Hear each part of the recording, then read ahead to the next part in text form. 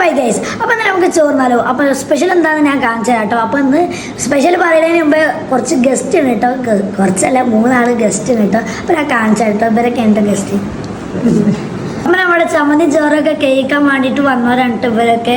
ഇപ്പം ഇമ്മച്ചിയുടെ ഫാൻസാണെന്നൊക്കെ എന്നിട്ട് പറയുന്നത്. അപ്പം എൻ്റെ ഫാൻസും നല്ല ഇമ്മച്ചിയുടെ ഫാൻസാണ്.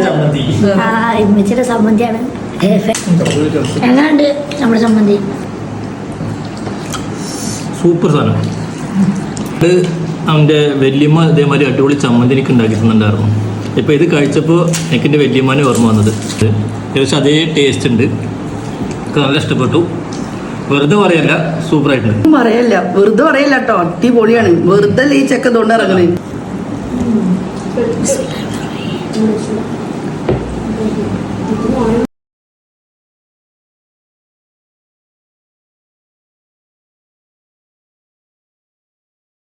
അപ്പോൾ ഇതല്ലേ സാധനം പ്ലേറ്റ് കാലിയായി.